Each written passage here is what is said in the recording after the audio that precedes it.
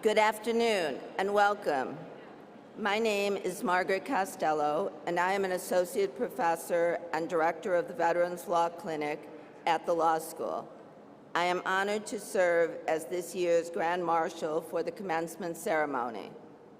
To begin the 2022 graduation of the University of Detroit Mercy School of Law, please welcome some of our distinguished alumni who lead the Juris Doctor degree candidates, followed by the faculty and administration of the School of Law, the president of the Detroit Mercy Law Alumni Association, the vice presidents, deans, and trustees of the university, the commencement speaker, the dean of the School of Law, the president of the university, and our honored guests. Please remain seated during the academic procession. Graduation is a formal academic ceremony. The university and the School of Law request that all cell phones be silenced and guests display appropriate respect for our graduates and the graduation ceremony. Again, please silence all electronic devices. Thank you.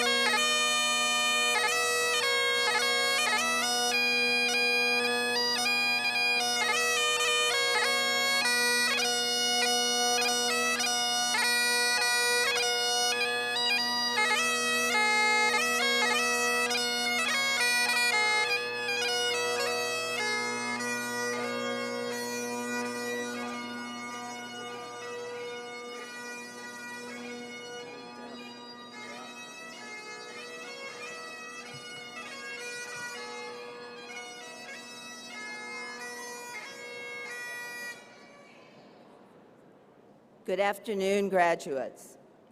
Pamela Zarkowski, Provost and Vice President for the Academic Affairs of the University, begins this afternoon's graduation.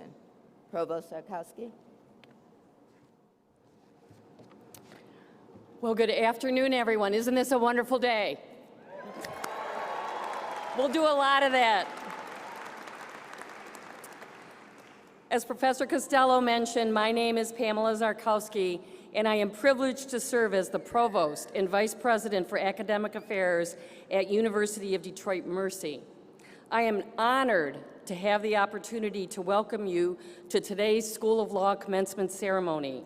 Welcome to the family and friends joining us and all of the others who supported our graduates today as we celebrate your achievements.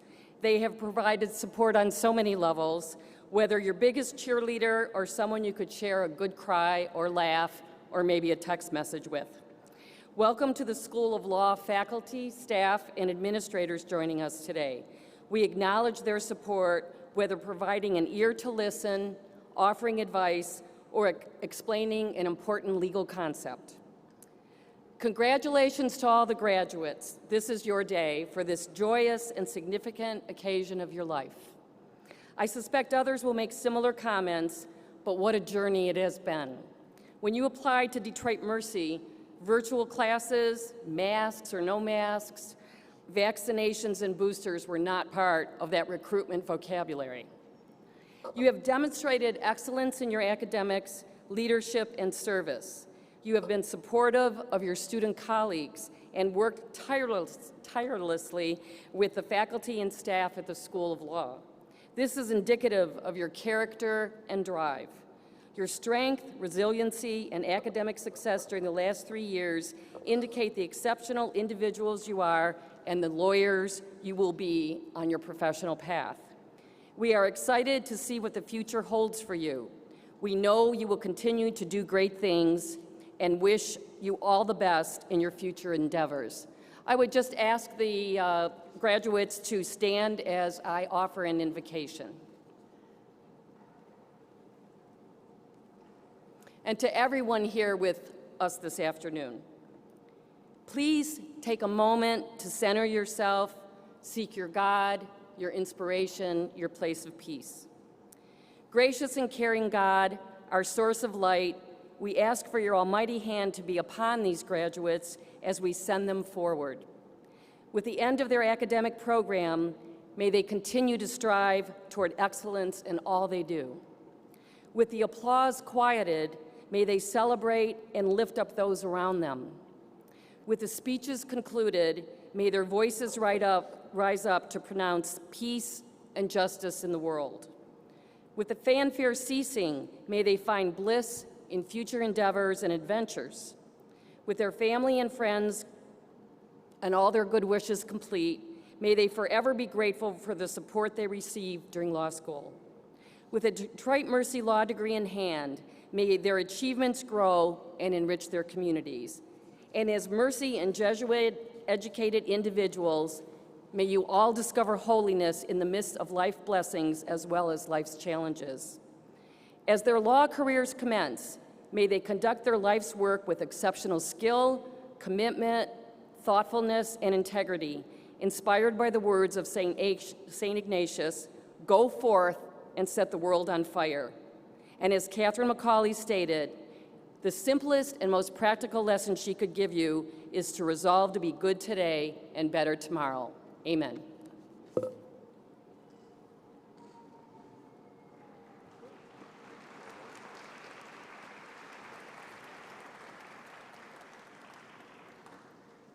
Thank you, Provost Zarkowski. Please now stand, everyone, and join our alumna, Ms. Claire Sawicki, accompanied by the Motor City Brass, in singing the national anthems of Canada and the United States of America.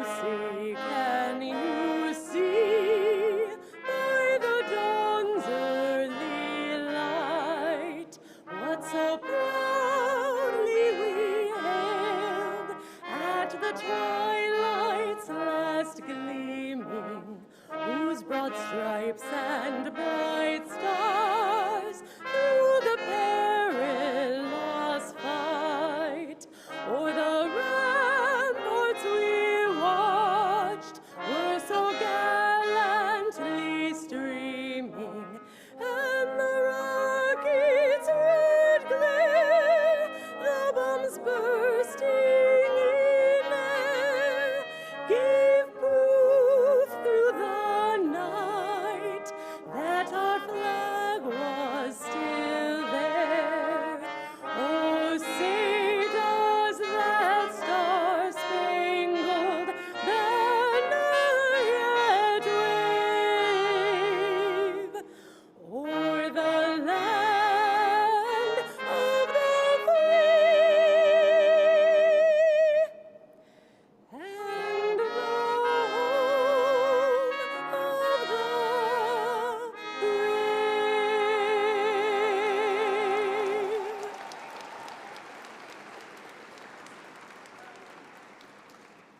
Please be seated. Now, please welcome Dean and Philip J. McElroy, Professor of Law, Jelani Jefferson Exum. Dean Jefferson Exum. Thank you all. Good evening, and welcome again to the graduation ceremony for the University of Detroit Mercy School of Law, class of 2022. Yes, congratulations. We're so pleased to have with us President Antoine Garibaldi, Provost and Vice President of Academic Affairs, Pamela Zarkowski, Dean Reem Body, who is the Dean of the University of Windsor Law School, with whom we partner in our American and Canadian dual JD program.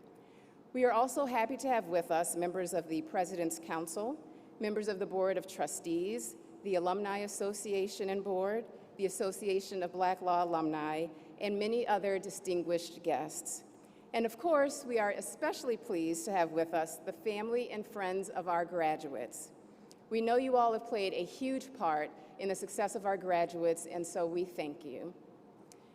It's wonderful, really, to have all of you here today and for us all to be together in person for this celebration. So, class of 2022, we are here to celebrate you. I feel very connected to this class because, like so many of you, I started in the fall of 2019 at Detroit Mercy Law. I came in as a new faculty member, and at the same time, many of you were starting as eager, bright-eyed 1Ls. Think back to that time. I'm sure, like me, many of you were excited and perhaps even a little anxious, but just really happy to be a part of Detroit Mercy Law and eager to see all that would come. And then we had a great, let's say, 7 months of being on campus, learning about this amazingly supportive school culture, the dedicated staff and administrators, and you got your first taste of the excellent professors, you all learning about what it means to actually study law. I spent time getting to know the school and just being grateful to have such an opportunity to work with such fantastic people.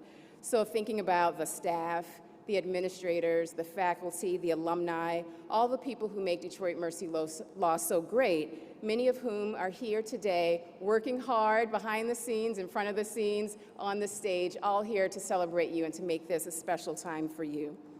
Now, our second semester, so winter 2020, started off pretty well also. I think we all just thought we would finish up, just excited about our first year at Detroit Mercy Law, but by March 2020, all right, well, we all thought we were just coasting along, but in March 2020, we were all quickly shooed into our homes and told that we had to finish the semester off online because of some coronavirus or COVID-19 or, some weird new thing that we hadn't heard of before that just sounded strange and new.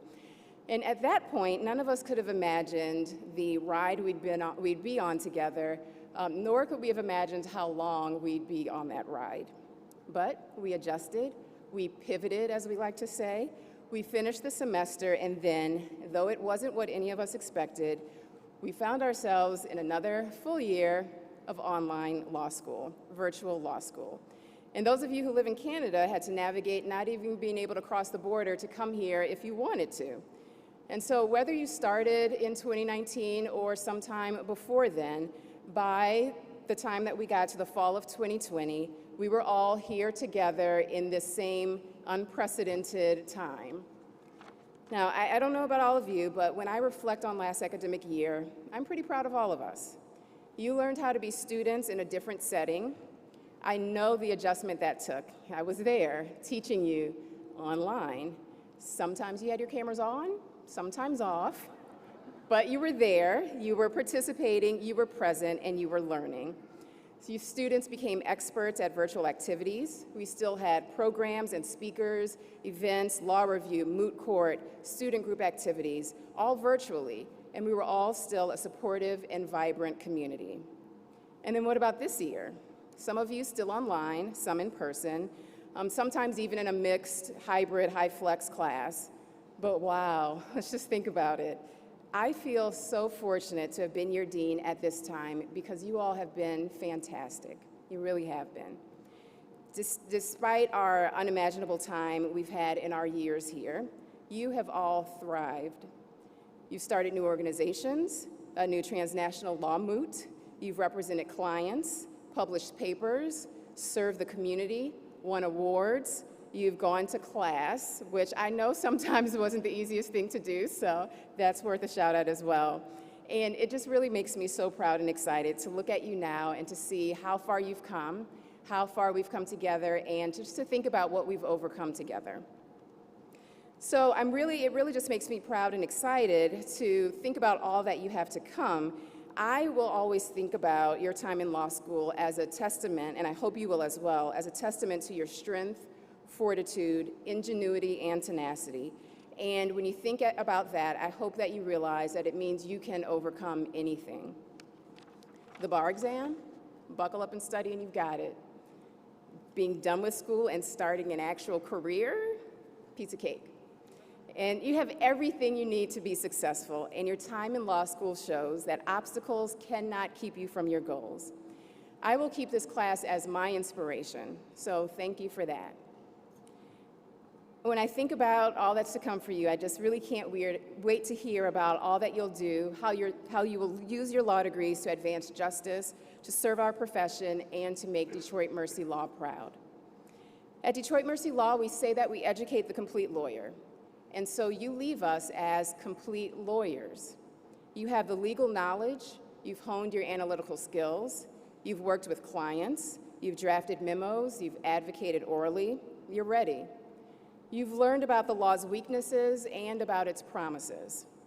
I think it's important to recognize that our law school, the university, and the Metro Detroit area sits on the traditional lands and territory of the Anishinaabe people, also known as the Three Fires of the Confederacy, comprised of the Ojibwe, the Odawa, and the Potawatomi.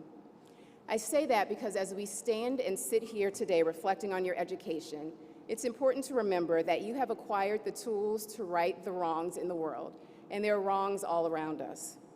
As complete lawyers, you are equipped to solve problems, to build fairer systems, to protect rights, and I hope that you will take on this new responsibility, taking inspiration from the Jesuits and Sisters of Mercy who call on us to use our education to care for others. I've seen you do that over the years in so many ways. I said that I'll keep this class as my inspiration, and I hope that you'll look back on this time and use it to inspire yourself. You can continue to let your own accomplishments serve as fuel and inspiration, to use your law degree to leave an imprint. I know that you will because I've seen you do it in so many ways over these last few years. And because after this unprecedented time in law school, you can do anything. Best wishes to each of you, and congratulations.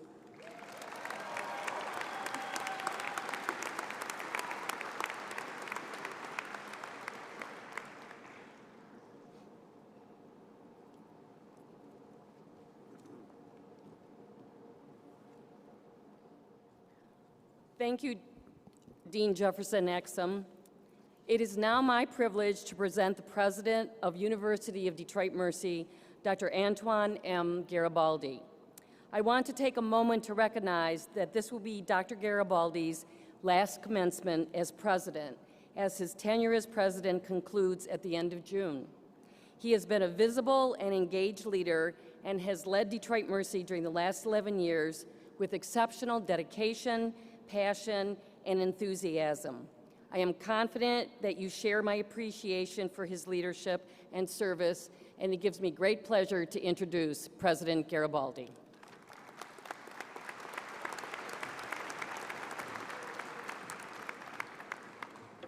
Thank you very much, Provost Zarkowski, and welcome everyone to the 108th School of Law Commencement Ceremony. I begin by acknowledging the presence of the University Leadership Council, our faculty, staff, and current students, all the parents, spouses, relatives, and friends of the graduation candidates, and most importantly, our Detroit Mercy 2022 School of Law graduation candidates.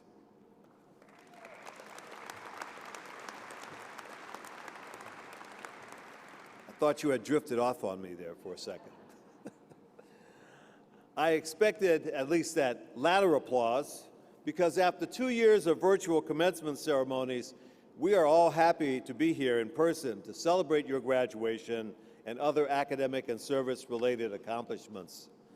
This is a very significant year in the history of the university and also its founding sponsors, the Society of Jesus and also the Sisters of Mercy. 145 years ago, in 1877, downtown, really in the building that you are spending much of your time, University of Detroit Mercy, University of Detroit was founded by the Jesuits on Jefferson Avenue. And 81 years ago, in 1941, the Religious Sisters of Mercy founded Mercy College of Detroit on Outer Drive, just a few miles away from here. And in the same way, as they had the vision to establish two excellent institutions of higher learning, the Sisters of Mercy and the Jesuits also had the foresight and the boldness to join together in 1990 and create a stronger Catholic university for Detroit, for Michigan, and for the nation. Consolidating two institutions into one was not easy, but the fact that your soon-to-be alma mater is alive and strong in 2022 is confirmation that both universities and their sponsors made the right decision 32 years ago. I'm going to share one additional centennial history note regarding this McNichols campus, and Dean Jelani Jefferson Exum just referred to the land here. Well, exactly 100 years ago, the site that we are on today was vacant farmland that was purchased by then-President Father John McNichols to expand the student body and also expand the number of academic majors that the university offers, because the Jefferson Avenue campus was too small and just not available enough for all the students who wanted to come to this university. So now you know why McNichols Road, sometimes referred to as 6 Mile, is called McNichols Road. It's because of Father John McNichols, who was the 11th president of the university from 1921 to 1932, and had the foresight to buy this land so that we could have the campus that we're on today. So I'm sure that Father McNichols, as well as Mother Carmelita Manning of the Sisters of Mercy and also the first president of Mercy College of Detroit, as well as the late Dominican Sister Maureen Fay, who was president here for 14 years and died just last year at the same time in May. I know that all of them are looking down on us today and are very, very proud of the fact that they see the fruits of their labor realized with your graduation today. History is very important, as you can see, and much will be written about the now 3-year-old COVID-19 pandemic that we are living through, and that has tragically taken more than 1 million lives just in the United States alone. In graduation candidates, as Dean Jefferson Exum just referred to, you have your own personal stories about how difficult and challenging your last 2 years of study have been during this worldwide health crisis. You have overcome many obstacles to achieve your goal of obtaining a degree, and obstacles to achieve your goals as well cannot be done alone. Much of that credit also is with your family, your friends, and all of your relatives who are here today. They were your strong support system. And so they are here to witness your accomplishment, and they include your parents, your grandparents, your brothers and sisters, spouses, aunts, uncles, other relatives, and best friends. You know that they were extremely helpful in order for you to achieve your goal. So please thank them as often as possible for the personal sacrifices they've made, the financial support that they provided, as well as the inspiration and encouragement that has meant so much to you over your education. I'm going to tell the audience, graduation candidates, a few interesting facts about your class and also highlight some of your similar as well as different characteristics with regard to your ages, your gender, and also your hometowns.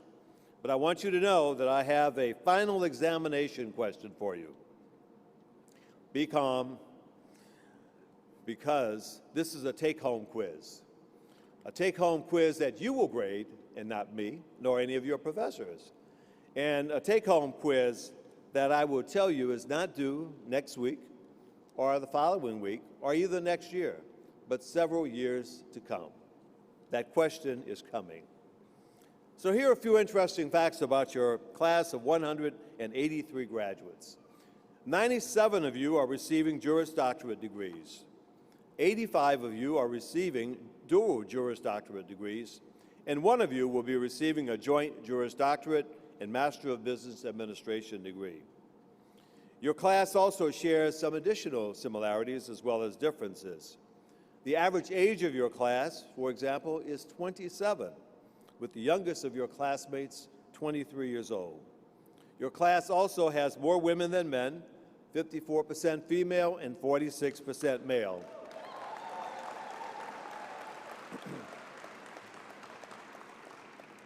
Guys, I have to tell you, the women will never let us live that down from us, all right?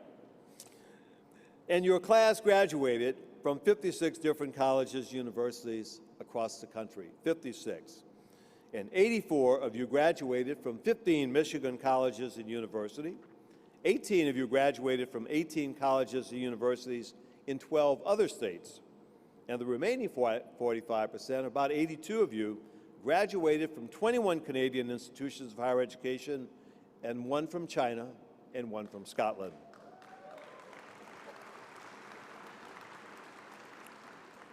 Those similar and different personal characteristics provided you with a rich and diverse educational experience that will be used well in your profession and the communities where you will live and serve.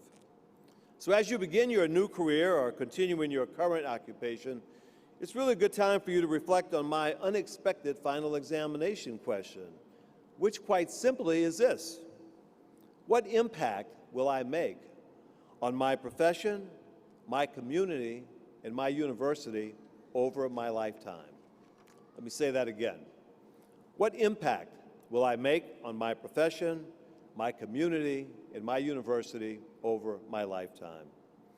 I ask you that question about what impact you will make on your profession, your community, and your university over your lifetime because you've already demonstrated that you can first adapt to all kinds of circumstances, and secondly, because you are resilient.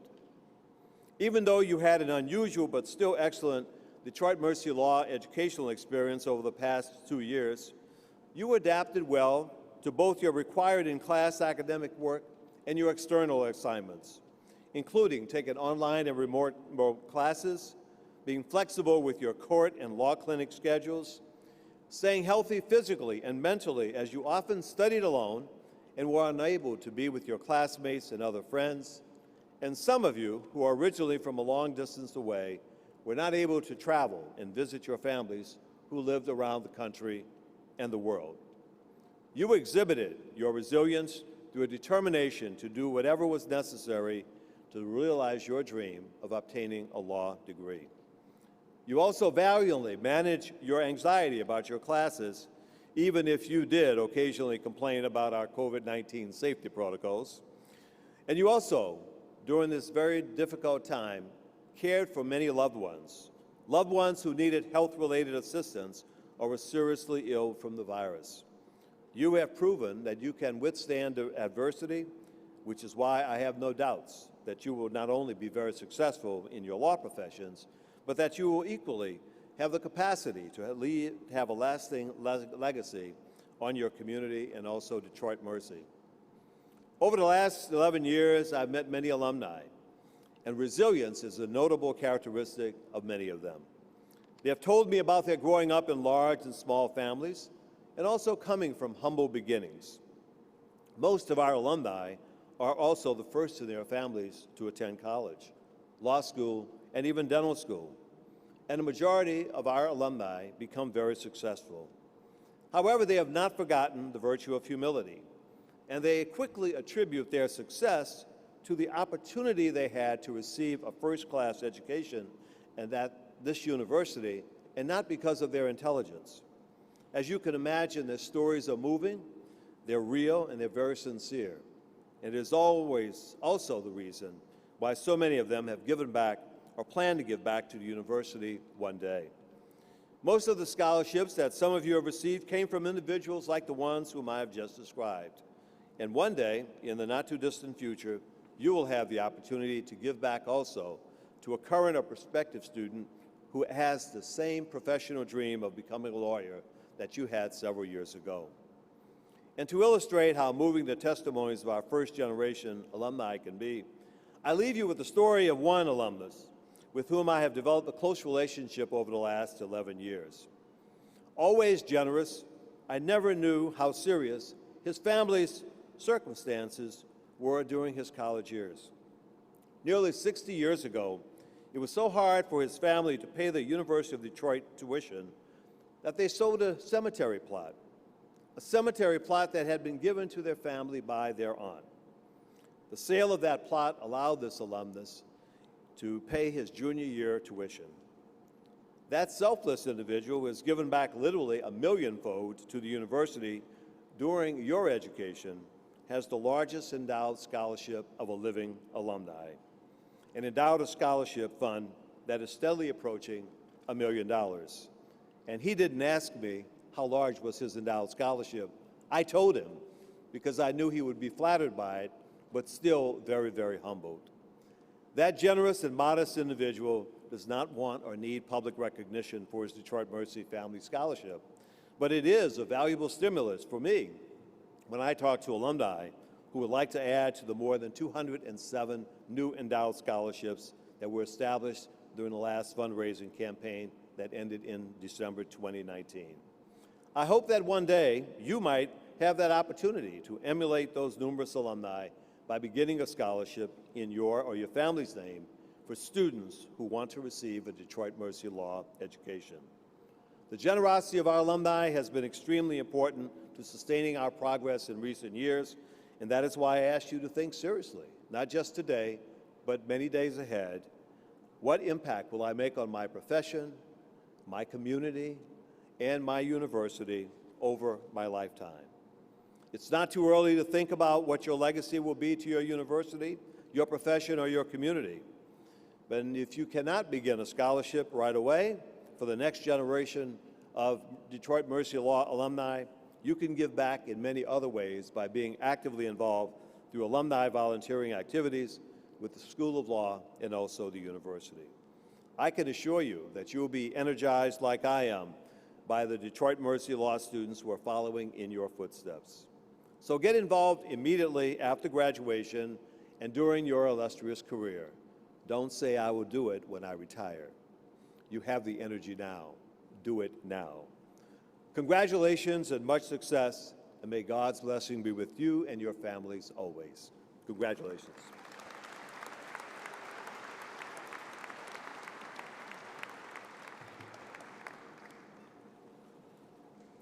Thank you, Dr. Garibaldi. Your service to Detroit Mercy has been extraordinary. I personally appreciate your mentorship and wish you the absolute best in your next chapter. Thank you. And now, I'm so honored to introduce our commencement speaker, the Honorable Shalina D. Kumar. Judge Kumar obtained a bachelor's degree in psychology with distinction from the University of Michigan in 1993. She received her law degree from the University of Detroit Mercy School of Law in 1996. In 2021, she became the first person of South Asian descent to be nominated for a federal judgeship in the state of Michigan. She was sworn in as a U.S. District Court judge for the Eastern District of Michigan in December 2021. Prior to this historic appointment, Judge Kumar was appointed to the Oakland County Circuit Court in 2007. She was appointed as chief judge of that court by the Michigan Supreme Court in 2018, and then reappointed for that position in 2020.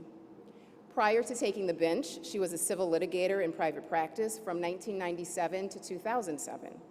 Judge Kumar is a member of the State Bar of Michigan, the Federal Bar Association, the Oakland County Bar Association, and the South Asian Bar Association. She is a shining example of the complete lawyer who has used her legal degree, her legal education, to advance the rule of law, protect liberty, and advance justice for all. She makes Detroit Mercy Law proud, and I know that we are all so grateful, I certainly am, to have her with us today.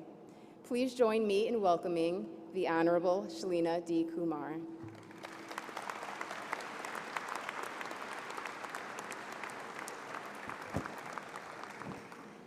Congratulations to all the graduates and their families. This is a tremendous achievement, and you should all be very proud of yourselves.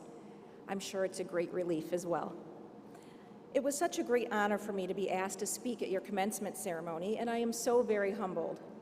I have to admit, though, I don't love being in the spotlight.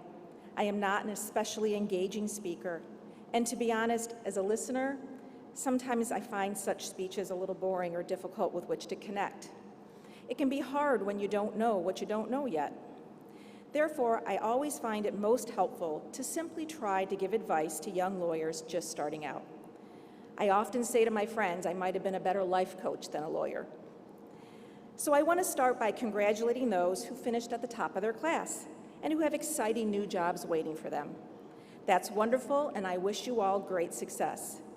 But I want to direct my attention for a moment to those who were not so fortunate to end up at the top of the heap, for I was one of those people. I still have many friends from law school. One of them is here with me today, my friend Tracy.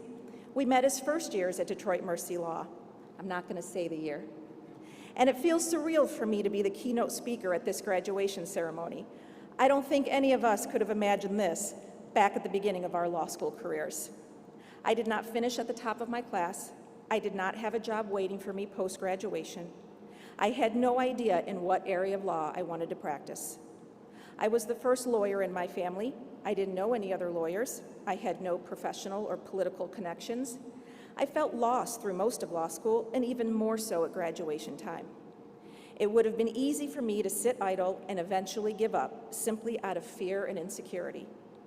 So for those of you who may be feeling like I did, I want to tell you that some of the most successful people I know were in your same shoes at this moment in their lives.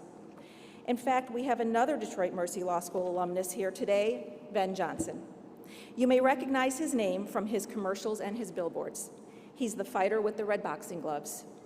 Today, he is one of the most successful attorneys in the country, but back at his graduation from this law school, he did not finish anywhere near the top of his class, and he had to fight like heck to get a halfway decent job. It was through his hard work, perseverance, and belief in himself that he was able to achieve all that he has today. So you too need to believe in yourselves and know that anything is possible. But my advice today is for all of you new lawyers who I am sure have a desire to develop careers where you are well-liked, well-respected, and successful. So let's take a step back for a moment. Most people say it seems like just yesterday they were here at graduation. For me, it seems like a lifetime ago. So much has happened in my life and career since that time, none of which could I have predicted, especially not when I was in law school. I do have a video of me from years before telling a large crowd that my goal was to become a federal judge. I was 20 years old and shockingly gave a pretty good answer to the question of what qualities make a good judge. I wish I had come across that video while I was preparing for the multiple interviews for my current position. But let me tell you, I am certain there was not one person in that audience, save for my parents, who believed that I would actually become a federal judge. Certainly not me. I often say, better to be lucky than good. But I also know that luck is when, as they say, preparation meets opportunity. And that is the truth. No one gets anything handed to them without doing the work first, which leads me to the guidance I am here to impart to you today. I'm going to talk about what I refer to as the important B's in life, meaning these are the important traits I believe it takes to be a successful person and lawyer. Let's start with be brave. As I said earlier, it could have been very easy for me to sit in fear and refuse to move forward out of low self-esteem or a lack of self-confidence. But I forced myself to be brave, and that may look different for different people. I am an introvert and was insecure about my experience or lack of class standing in law school. So being brave for me meant sending out resumes for jobs for which I might not have felt qualified, forcing myself to go to legal events to network and meet people despite my introverted nature, figuring out ways to sell myself in interviews and convince people to take a chance on me. It's doing the hard things that I never wanted to do, but knew I had to do to get anywhere. It was uncomfortable, uneasy, and led to a lot of anxiety. But I knew if I could just get in the door somewhere, I would put in the work and prove myself. I just needed to be brave. The next B is be hardworking. When I finally was in a job that I loved, it still wasn't easy. I was very insecure about my abilities and felt inferior to the other young lawyers at my firm. But along with being brave, I proved myself to be a very hard worker. I was in a place where the more senior attorneys were always looking for young, hungry lawyers willing to try the cases they could not settle. That is a very hard thing to do as a young lawyer. Go try a case all by yourself with little to no help. I was one of the few, if not the only one, willing to do this. And let me tell you, it was very scary, and I'll admit some tears were shed. I was up until all hours of the night preparing. I wouldn't eat or sleep. I was going up against much older, seasoned attorneys, and I'll be honest, it was a nightmare. But I worked hard and pushed through it. On a side note, my cousin Vinny always seemed to be on TV when I was in trial. I found it comforting and it lightened my mood a bit. Any of my cousin Vinny fans out there? Well, during one trial after my direct exam of an impressive expert witness, I might have been overheard mumbling to myself on a break, "Thank you. You've been a lovely, lovely witness." You must be a My Cousin Vinny fan to get that reference. I highly recommend you watch it. In any event, the experience I gained trying those cases was immeasurable. I made a name for myself, and it provided me with other opportunities that led to great advancement. It has also been beneficial for my role as a judge, not the least of which is my empathy for the lawyers in my court, because I know how hard their job is. I remember my first trial as a judge. I was home the night before watching TV. I started thinking of those lawyers getting ready for our trial the next day. I thought, those poor lawyers, they're going to be up all night preparing, feeling nervous and uptight, and here I am sitting on my couch relaxing without a care. I did everything I could to make their lives easier, as I knew what it was like to practice in front of difficult judges. I remain that empathetic judge today. And that leads us to the third B, which should be a simple one: be kind. I know that sounds basic, but you would be surprised how unprofessional, competitive, and downright mean some lawyers can be. I still have friendships with people from every place I ever worked, with attorneys who were opposing counsel on cases, and with every boss I've ever had. I think it's important to be a nice person just for the sake of being nice. But if that's not enough, you should keep in mind that the relationships you develop with other lawyers could have a big impact on your career. When your relationships with opposing counsel are helpful when trying to settle cases, for example.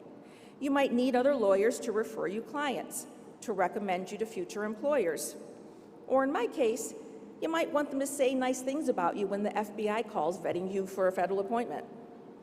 You never know the position someone might have in the future. I'm sure when I was a young lawyer, other attorneys never suspected that I would one day be a state and now federal judge, and they would be practicing in front of me. So you always need to be cognizant of the fact that the attorney across the table may be in a position over you in the future. One of my favorite lines in a movie is from Working Girl, when Sigourney Weaver says, Today's junior bleep is tomorrow's senior partner. Can you tell I'm a 90s movie buff? Lastly, be humble. The legal field is filled with some very large egos. And yes, a healthy ego is sometimes helpful in terms of success.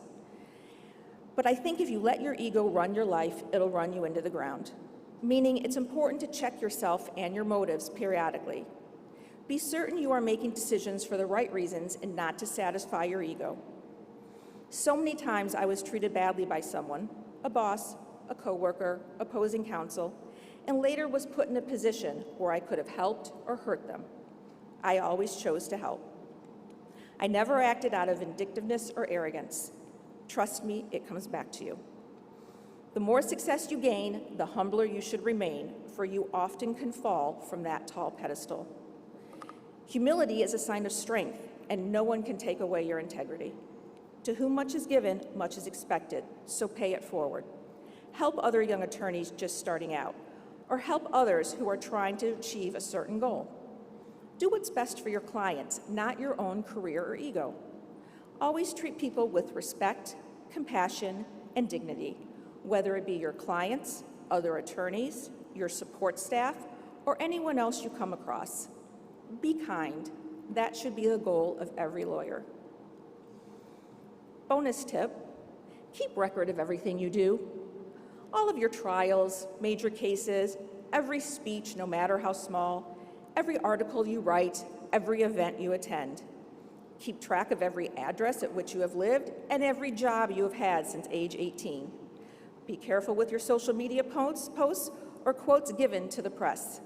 Live your life as if you will one day be vetted by the FBI and the Senate. Trust me, you will thank me later. You never know what goals you may develop later in your career that you can't even imagine right now. So remember these important B's in life. Be brave, be hardworking, be kind, be humble. That is the best advice I can give you. And also remember that you get more B's with honey. Congratulations to you all, and good luck with everything you do in life.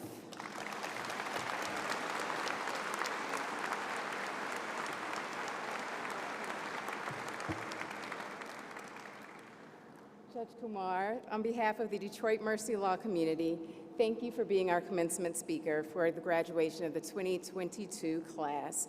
Your words inspire all of us.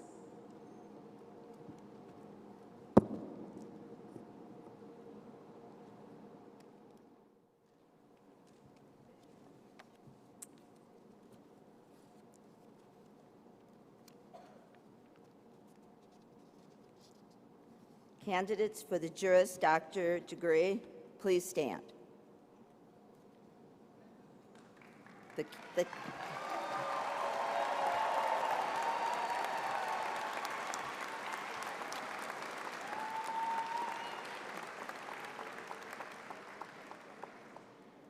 candidates are presented by Dean Jefferson Exum.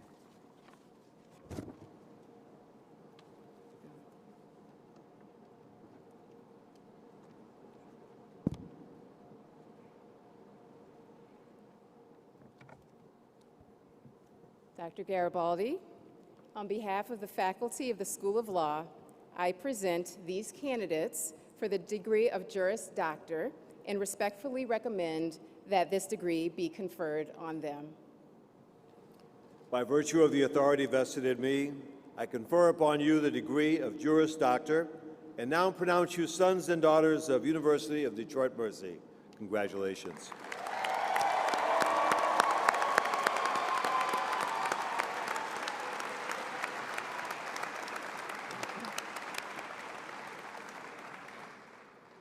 Graduates, now please proceed to the stage to receive your academic hoods from the faculty and alumni of the school and your diplomas from the president of the university.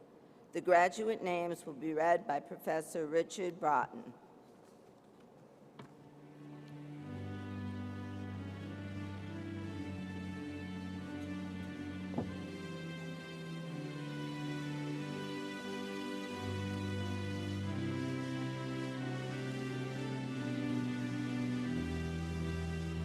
As I read the names of our graduates, Please hold your applause so that each graduate can be fully recognized. Thank you.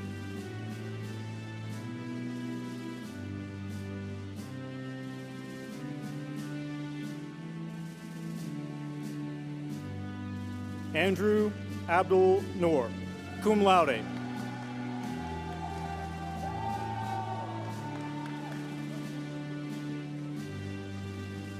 Fadi Abuzir.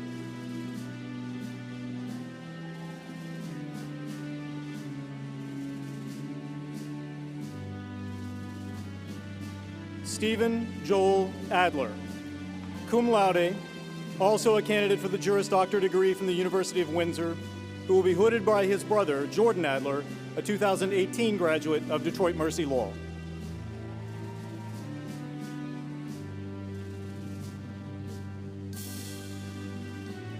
Noor Alaway.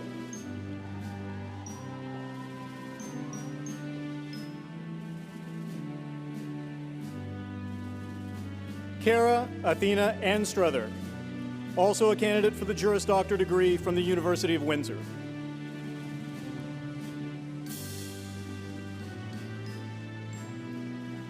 Azel Arabo.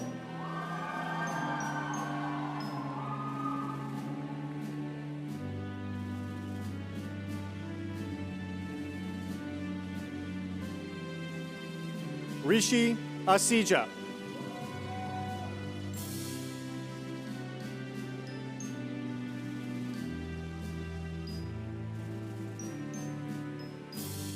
Narissa Jamil Ayub, who will be hooded by her mentor, Zenifaraj El Hassan, a 2004 graduate of Detroit Mercy Law.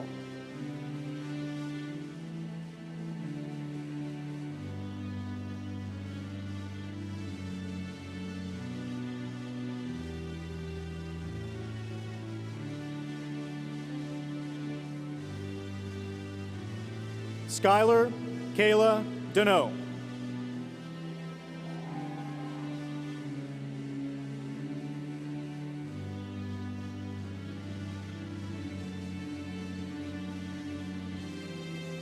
Balal A. Daklala, cum laude.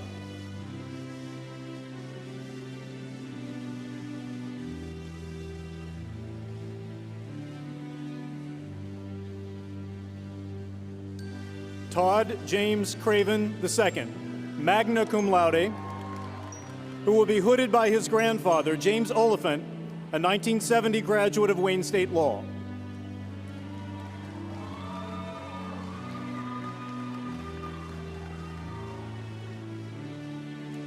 John P. Cox.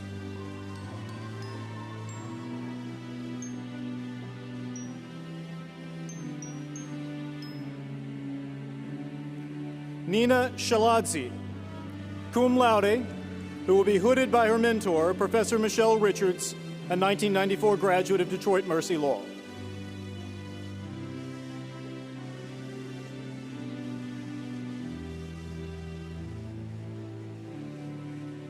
Brittany Lee Carmona.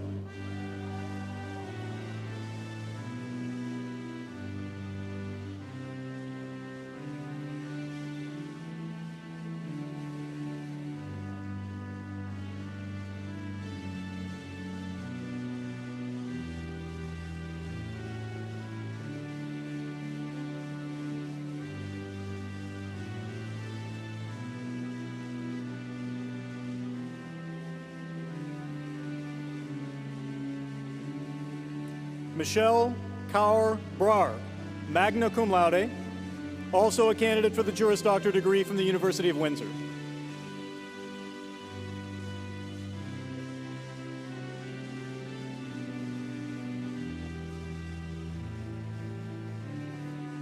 Christian Brown, also a candidate for the Juris Doctor degree from the University of Windsor.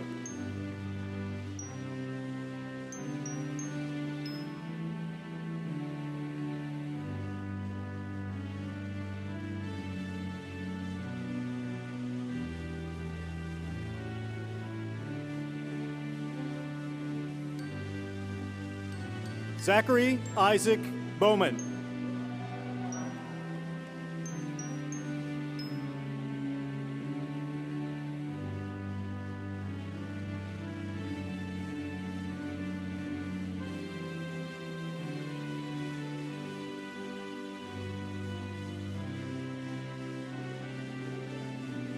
Jacob Robert Douglas Benson, cum laude, also a candidate for the Juris Doctor degree from the University of Windsor.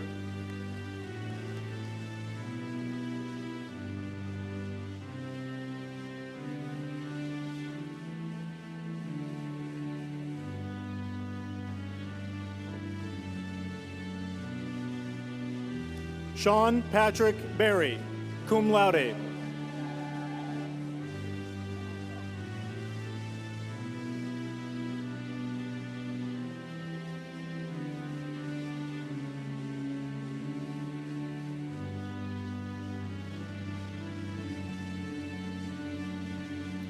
Badi Sharaf Eddin, cum laude, also a candidate for the Juris Doctor degree from the University of Windsor.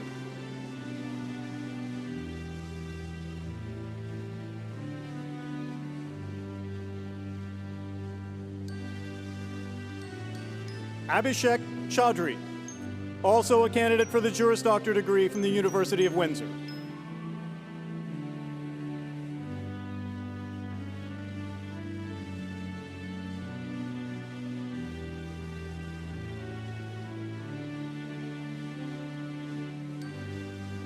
Bahar Chaudhry, also a candidate for the Juris Doctor degree from the University of Windsor.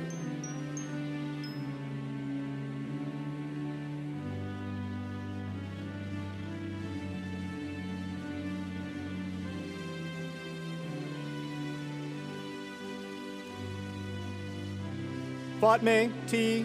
Shiab, magna cum laude, who will be hooded by her cousin Mohammed Hassan Bedoun, a 2020 graduate of Detroit Mercy Law.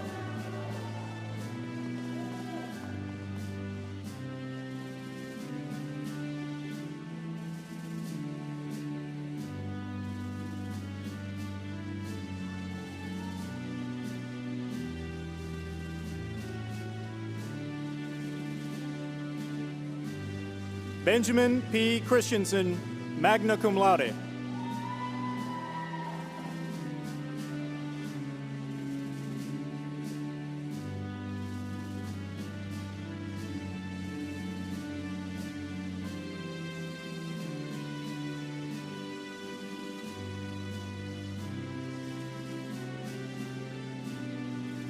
Anthony Michael Semini, magna cum laude.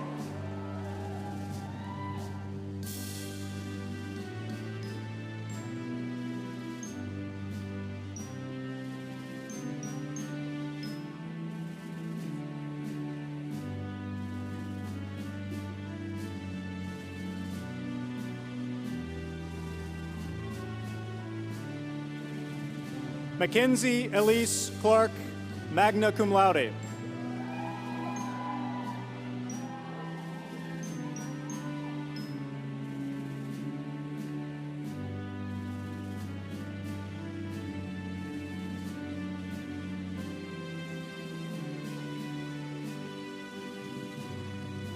Madeline R. Clark.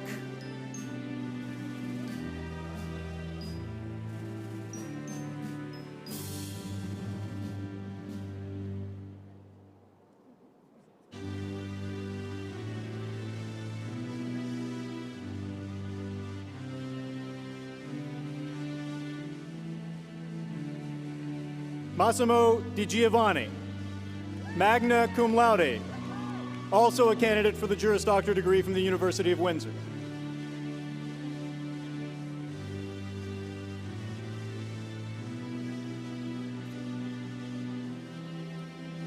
Jennifer Farrenholt, cum laude, also a candidate for the Juris Doctor degree from the University of Windsor.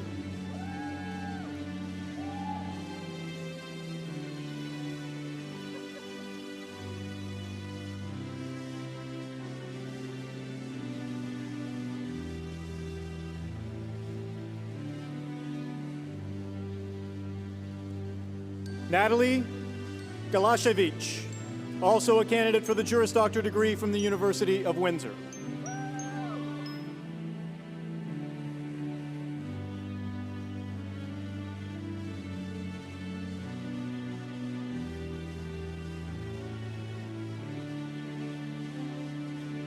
Michelle Gomes, cum laude, also a candidate for the Juris Doctor degree from the University of Windsor.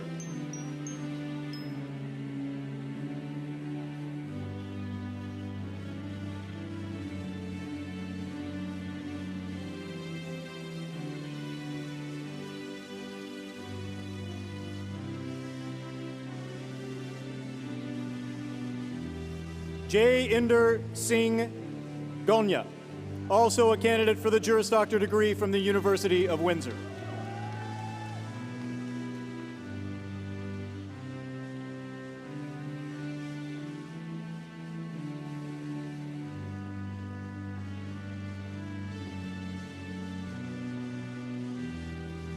Michael John Denha.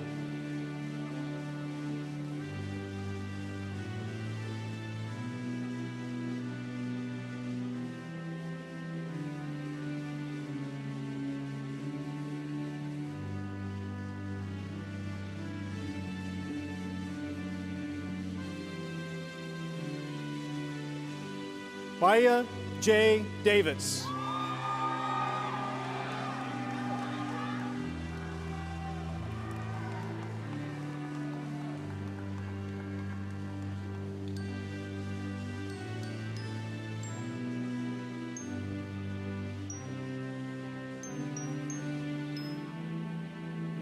Laura Mary DeMarco, magna cum laude, also a candidate for the Juris Doctor degree from the University of Windsor.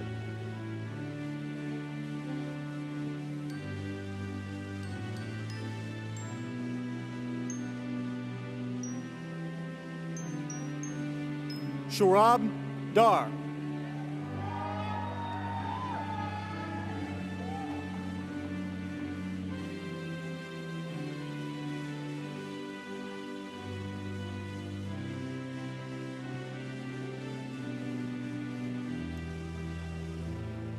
Justin M. Gonzalez.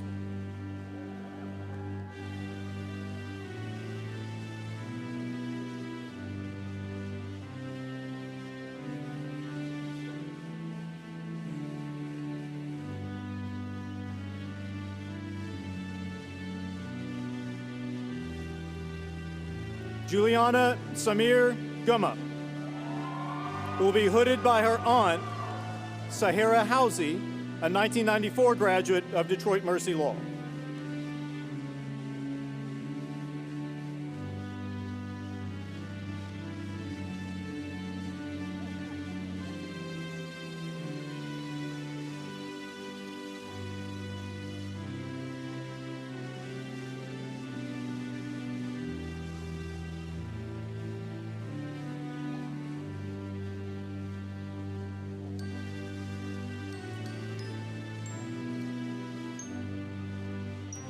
Janisha Fanning.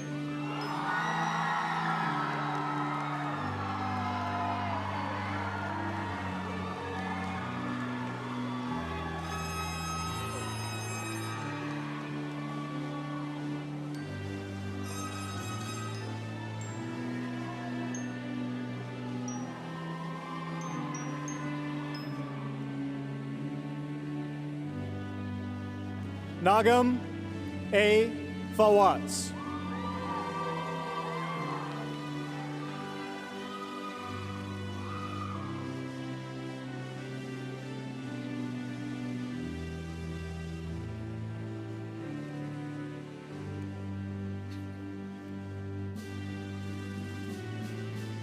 Sydney Elise Fontanilla, cum laude.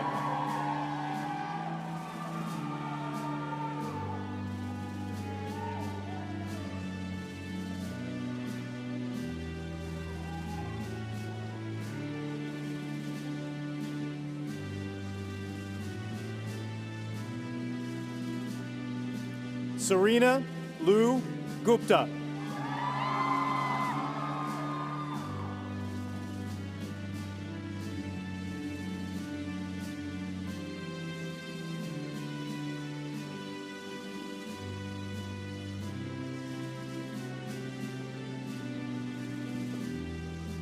Joseph Robert Haddad, cum laude, who will be hooded by his father, Robert Haddad, a 1988 graduate of Detroit Mercy Law.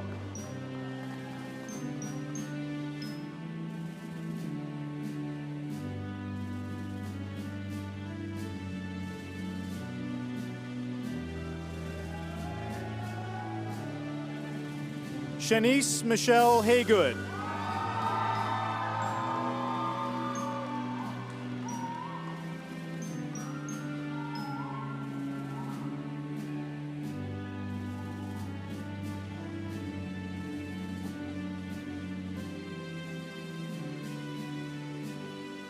Yasmin Nawal Hedar, also a candidate for the Juris Doctor degree from the University of Windsor.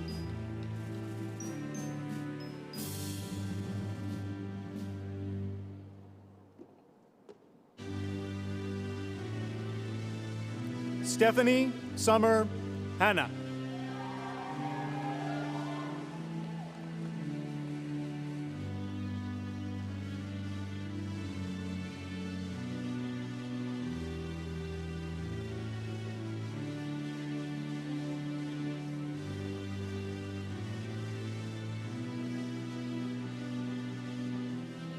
Reynalda Georgette Hani.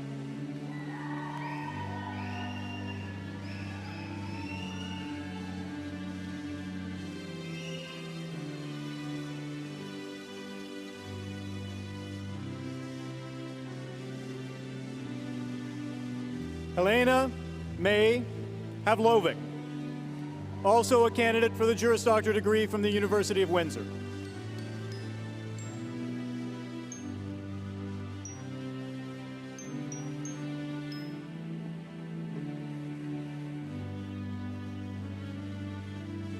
Sandra B. Kusi, cum laude.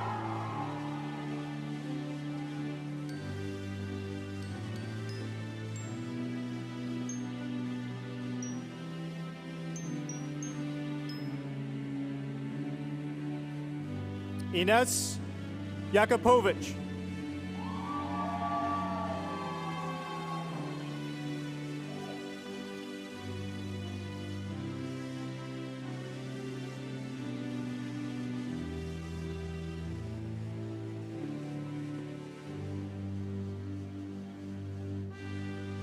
Kelly A.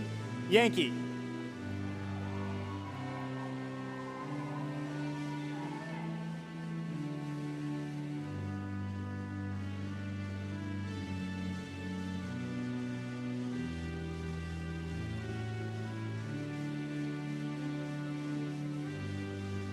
Johanna Ayo.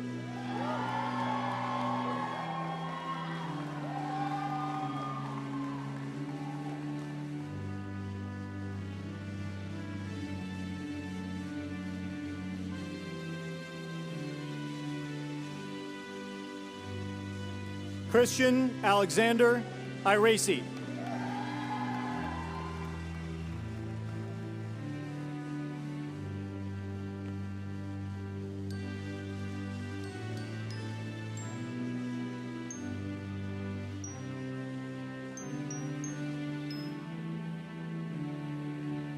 Megan Mary Lisa Hooper, also a candidate for the Juris Doctor degree from the University of Windsor.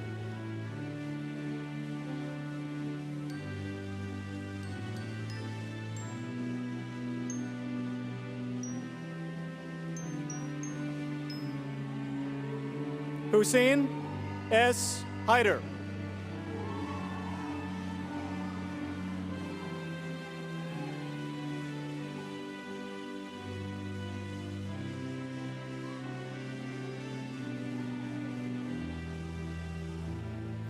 Christiana Marie Hettenbach, cum laude.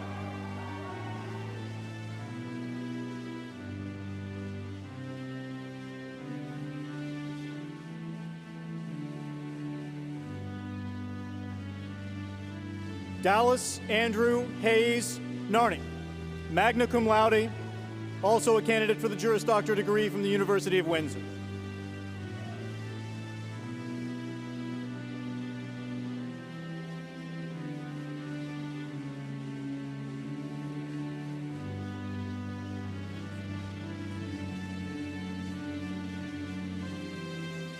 Ital Gosai, also a candidate for the Juris Doctor degree from the University of Windsor.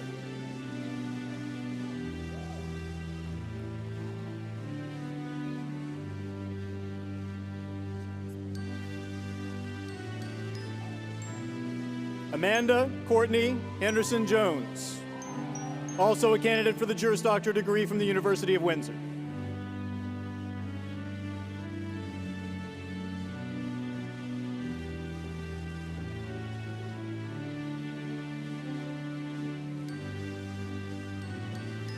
Nikta Johari, cum laude, also a candidate for the Juris Doctor degree from the University of Windsor.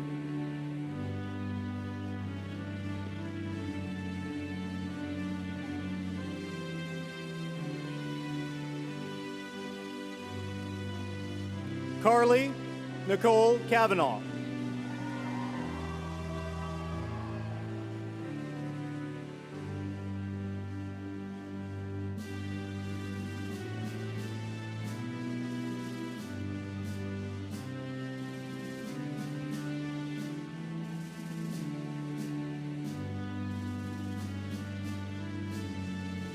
Eleanor Lillian Couragian.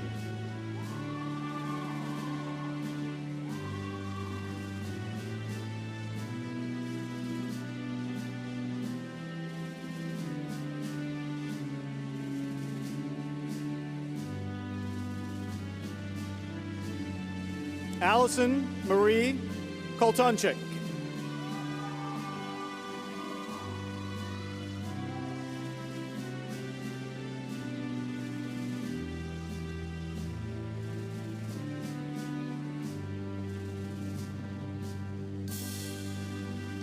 Nicole Marie Coppinger.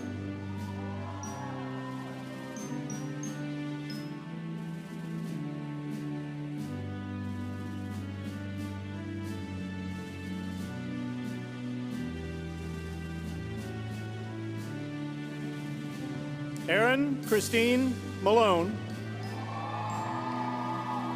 summa cum laude, who will be hooded by her mentor, Professor Michelle Richards, a 1994 graduate of Detroit Mercy Law.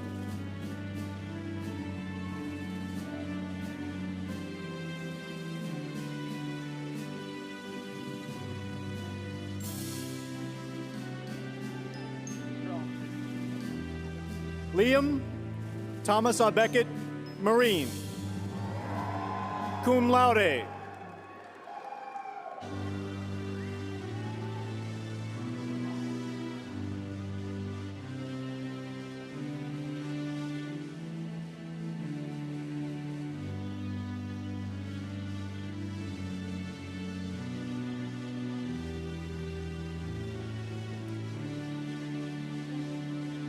Olivia Grace Martin, cum laude.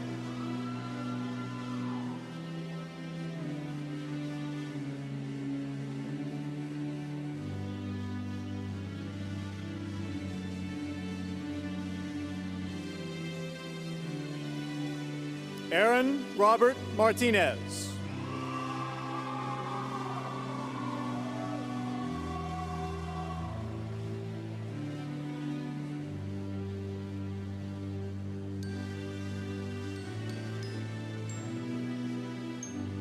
Catherine Samantha Mitchell.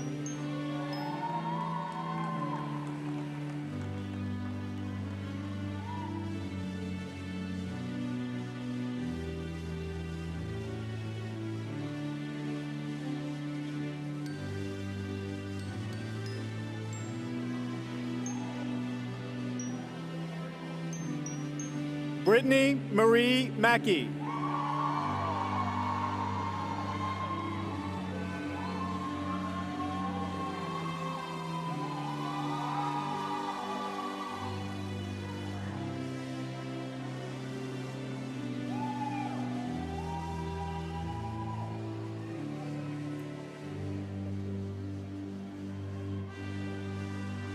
Ryan David Mishak, magna cum laude.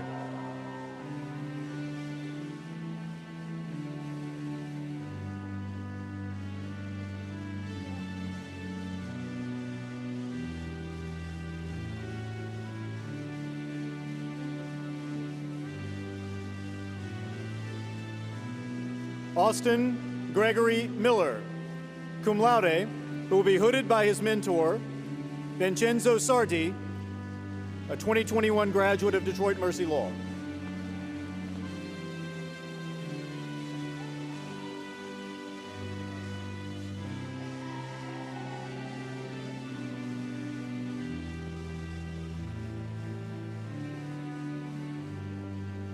Mark J. Meisner, cum laude.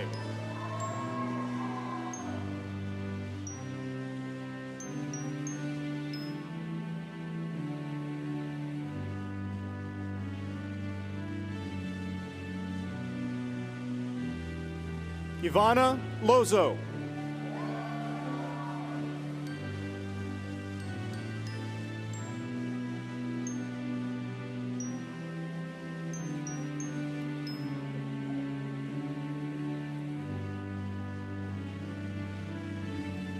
Noah Jacoby Lewis, also a candidate for the Juris Doctor degree from the University of Windsor.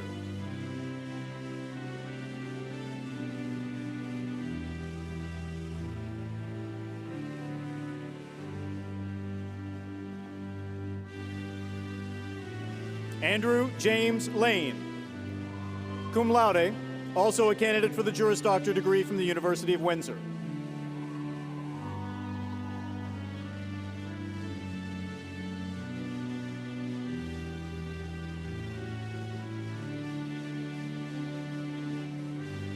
Bridget Marie Coons, cum laude.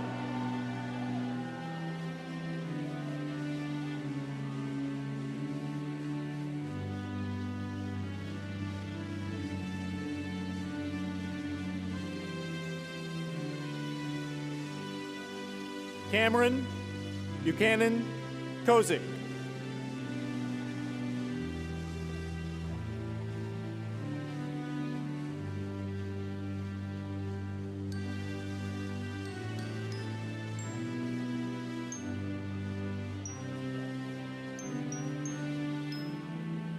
Craig James McAllister, cum laude.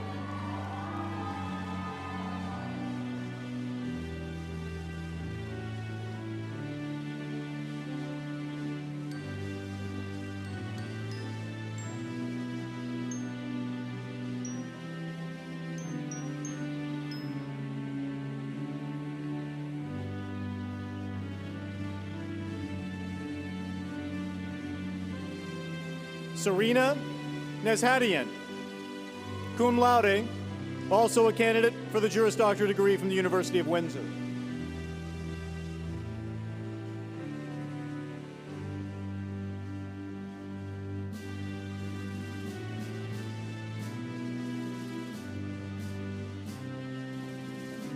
Michael James Norris, who will be hooded by his fiancée, Pamela Saucy, a 2011 graduate of Detroit Mercy Law.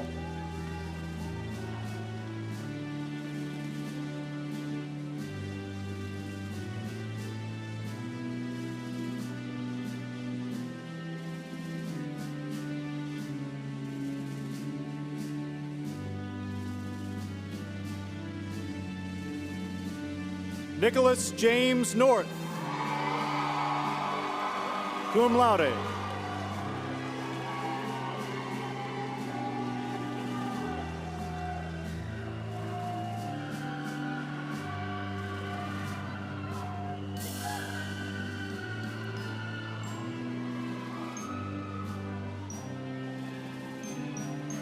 Brooke Avery Nosenchuk,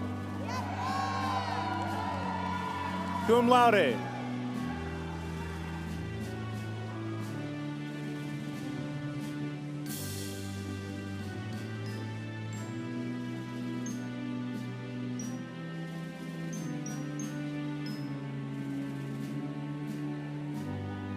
Jacqueline Paige Olson, cum laude.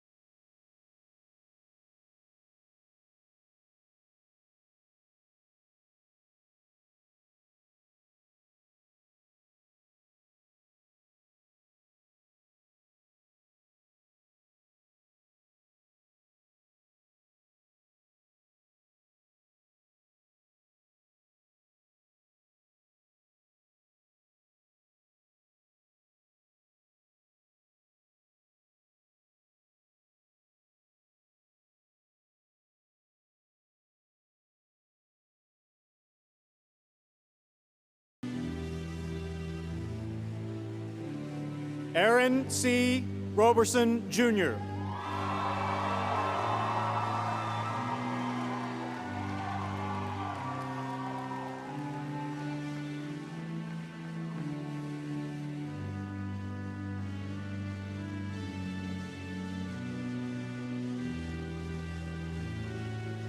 Greer Rego, also a candidate for the Juris Doctor degree from the University of Windsor.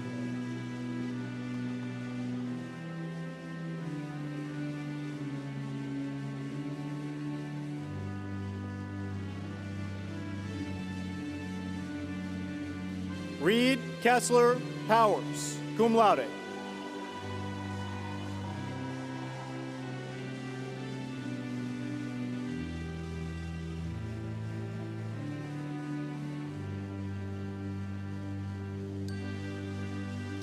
David Alphonse Pitawanakawat, also a candidate for the Juris Doctor degree from the University of Windsor.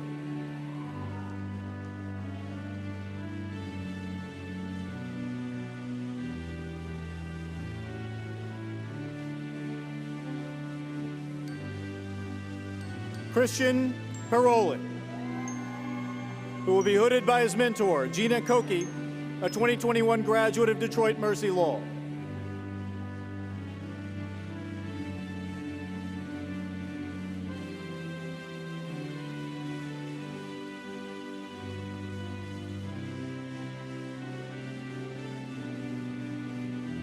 Adam John Nangini, also a candidate for the Juris Doctor degree from the University of Windsor.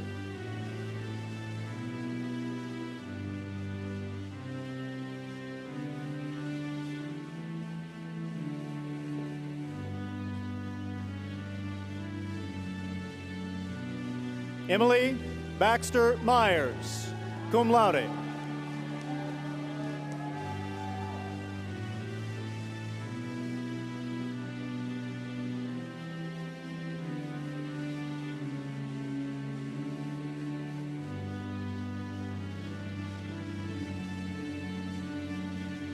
Matthew Christopher Murray, who will be hooded by his father, the Honorable Christopher Murray, a 1990 graduate of Detroit Mercy Law.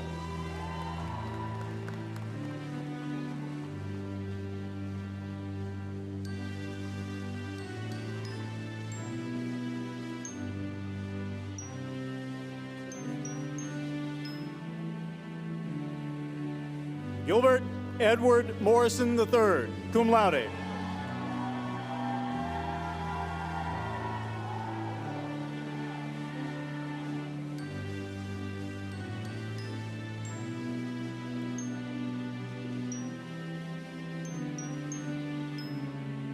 Katia Rowley, also a candidate for the Juris Doctor degree from the University of Windsor.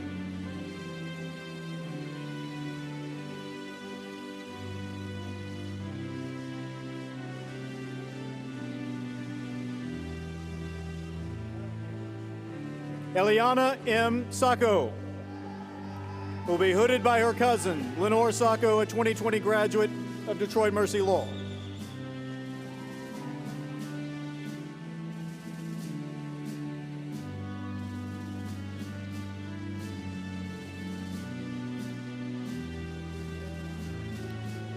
Joseph Booker Sams.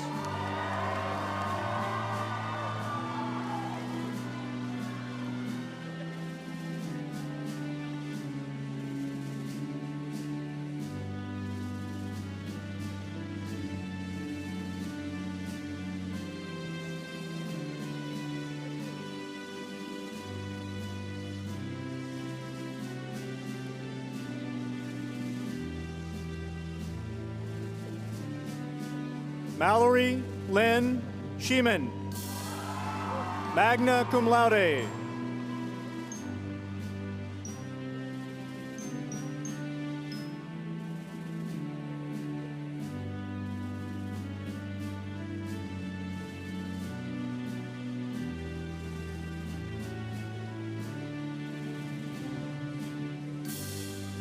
Jeffrey James Cooper Sculthorpe, also a candidate for the Juris Doctor degree from the University of Windsor.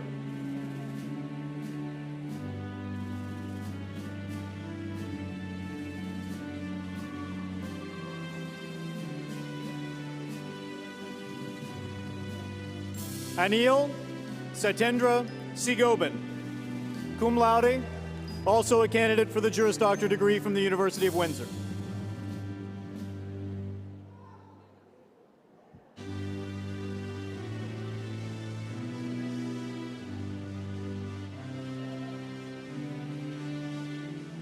Sean Anthony Seelman.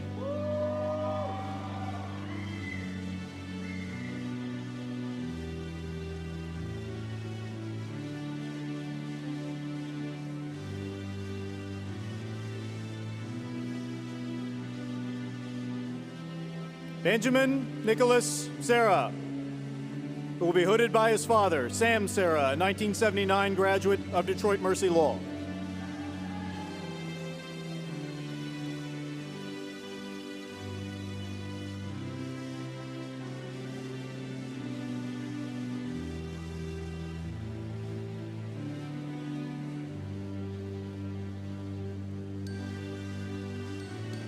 Shelby Alexis Stallworth.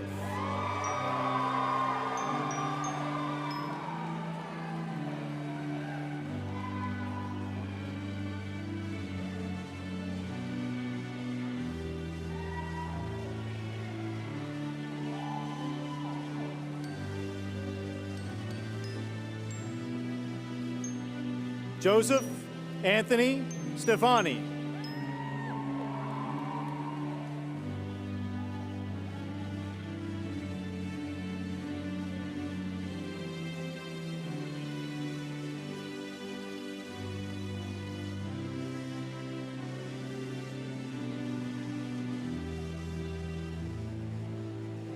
Rita Samir Soka, magna cum laude.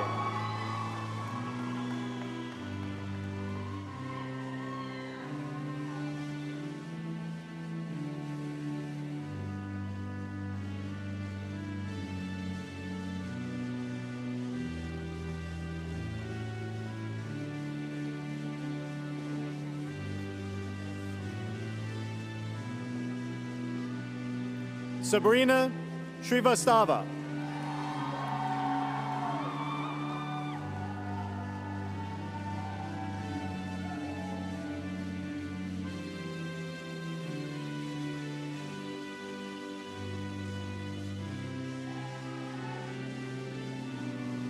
John Allen Vinson.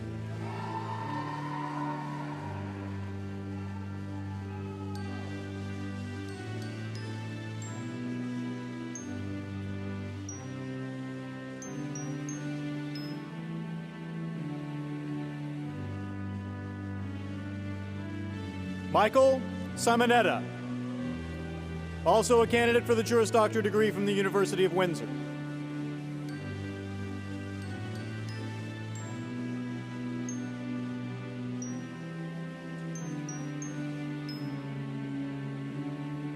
Amanda Elizabeth Sidwell.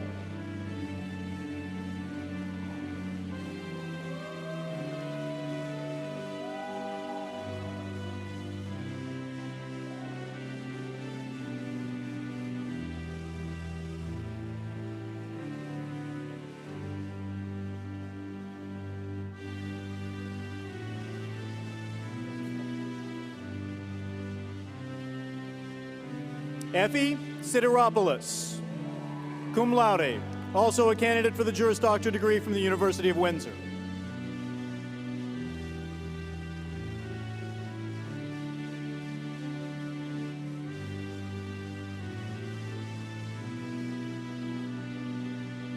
Spencer Timothy Walker, cum laude, also a candidate for the Juris Doctor degree from the University of Windsor.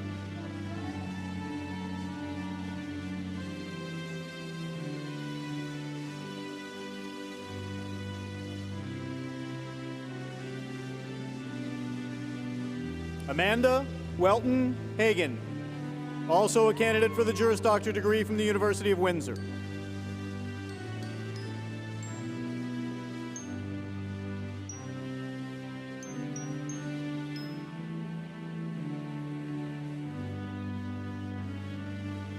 Riley Kristen Wiesman.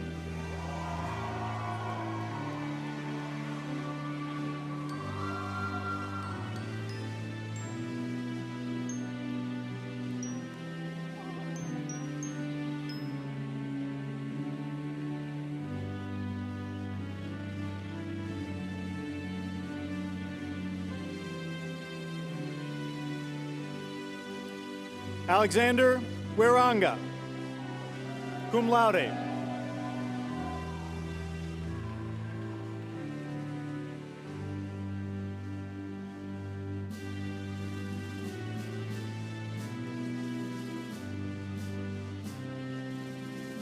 Katerina Tadomir, cum laude, also a candidate for the Juris Doctor degree from the University of Windsor.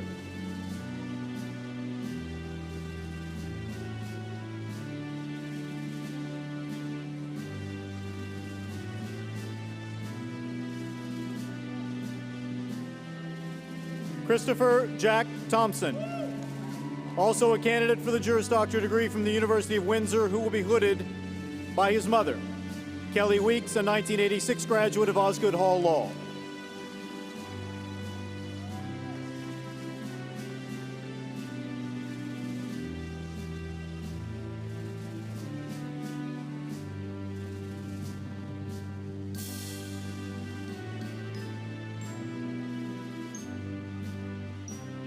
Winta T. Michael, magna cum laude, also a candidate for the Juris Doctor degree from the University of Windsor.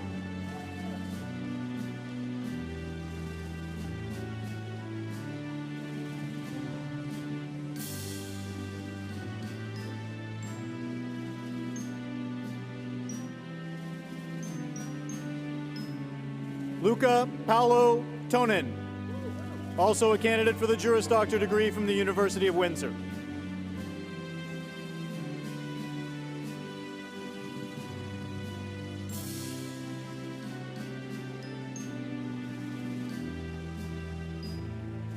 Aiden M. Trainer,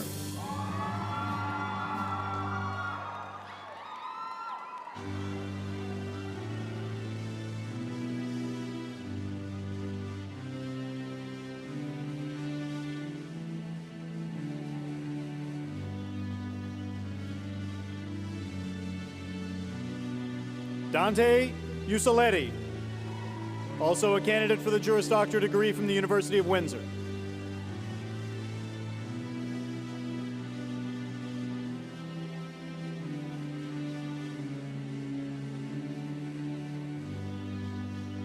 Joshua Michael Velasquez,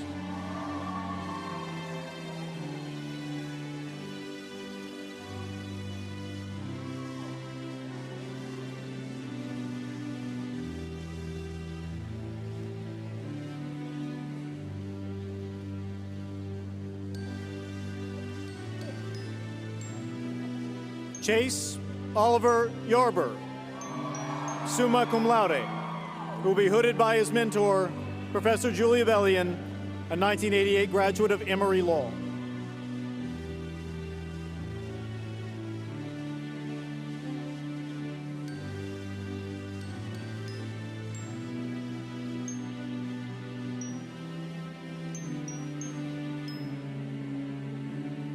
Ani Jeku, also a candidate for the Juris Doctor degree from the University of Windsor.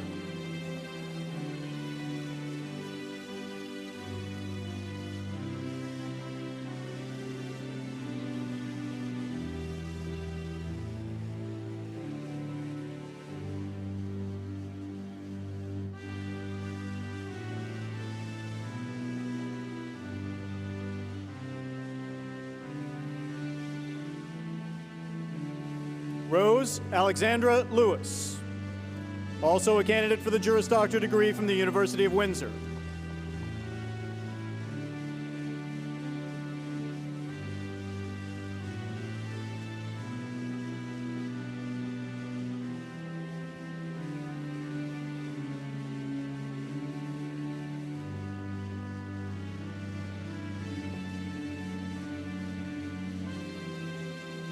Danielle Marie Williams,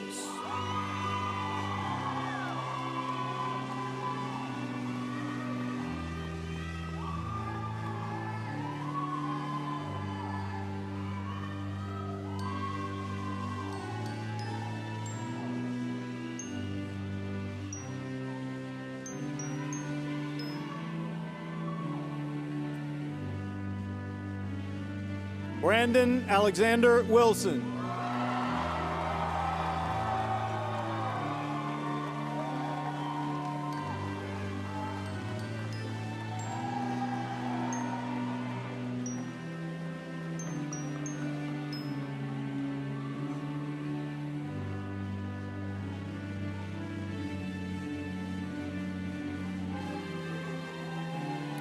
Rianne Alexandria Wilson.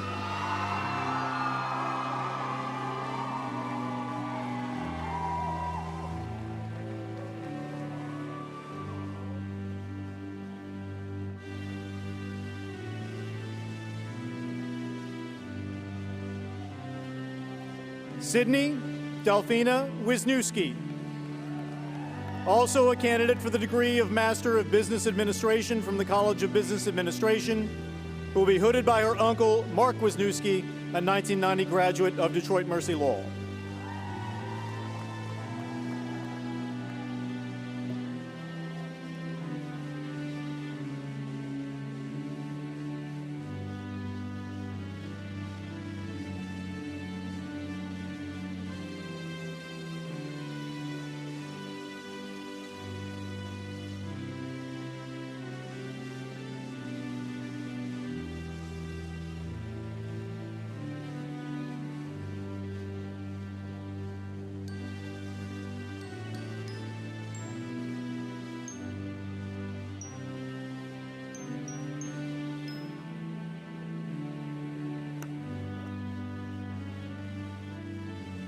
Congratulations to all of our graduates.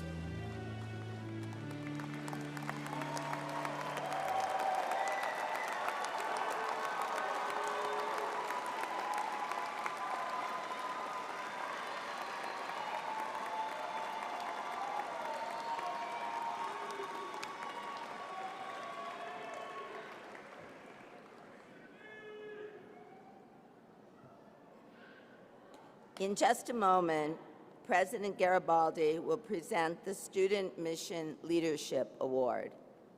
The Vivere Ex Missione Award, which means to live by the mission, is presented to students who go beyond their academic and program requirements to live out the mission of Detroit Mercy. Every year, students, faculty, and staff are asked to recommend a graduating student who best exemplifies the mission of the university, both here on campus and in the outside community. This student has exemplified what St. Ignatius said is love shown more in deeds than words, by education of the whole person, service that leads to justice, recognition of the sacred in all, and community within diversity. A mission lamp is presented to recognize a student who has been a shining lamp, giving light to all around us, as the founder of the Mercy Sisters, Catherine McCauley, said, and lived out herself. For the presentation of this award, I welcome back President Garibaldi.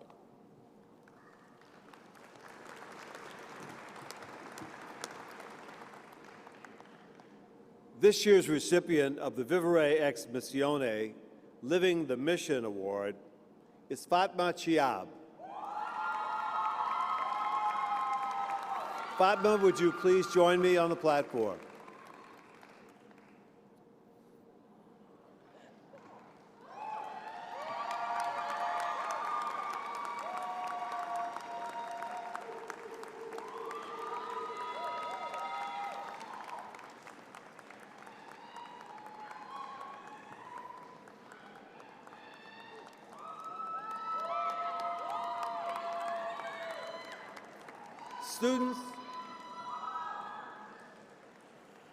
Students often come to Detroit Mercy Law with a cause and a passion.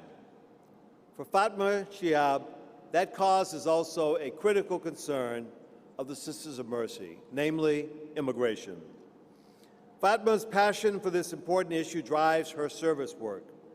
As a board member of the Immigration Law Association, she planned programs and activities advocating for fair and reasonable immigration laws and hosted a debate on DACA to shed light on the issue. Through her leadership of the Arab American Law Student Association, the group held an event showcasing immigrant students and their stories.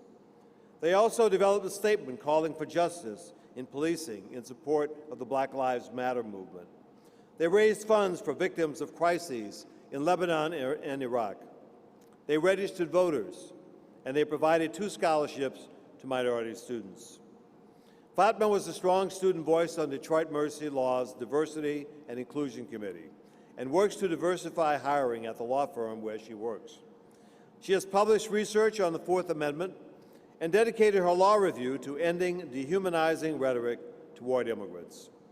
Additionally, she has the respect of her peers, staff, and faculty, and is an impressive speaker to external audiences. For her dedication and service to important ongoing human rights issues, University of Detroit Mercy School of Law is proud to present the 2022 Vivere Ex Missione Award to Fatma Chibab. Congratulations, Fatma.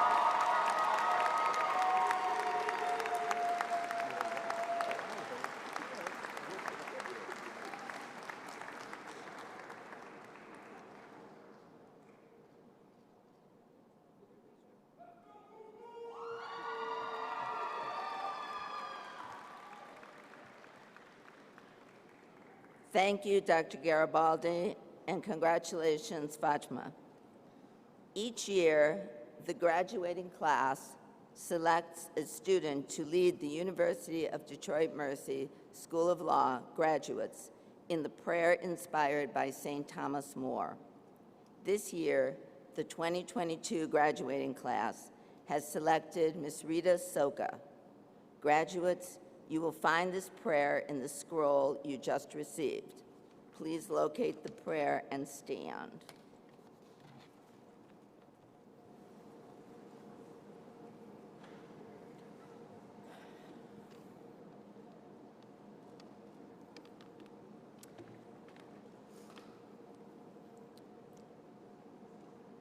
Throughout my law school journey, I often started my day with a prayer inspired by St. Thomas More. It spiritually supported me in my everyday studies and the uniquely difficult aspects of law school life. My fellow graduates, let us recite together the words inspired by St. Thomas More. Please repeat after me. Lord, grant that I may be able in argument,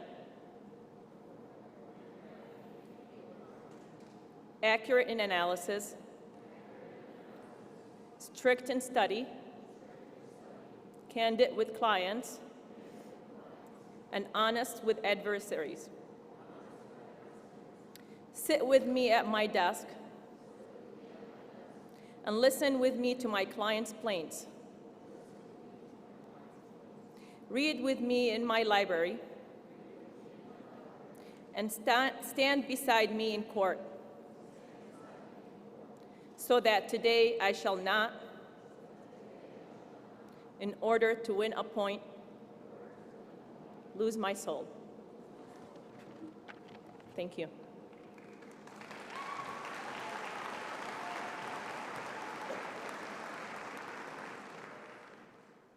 Graduates, please be seated.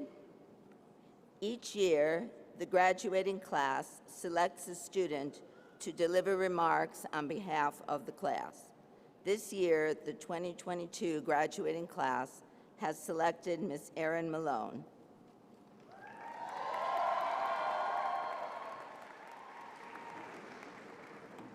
Thank you, Professor Costello. Good afternoon. We finally did it. Congratulations to the class of 2022 for your remarkable achievements in getting here today. Thank you to the administration and the faculty for guiding us here.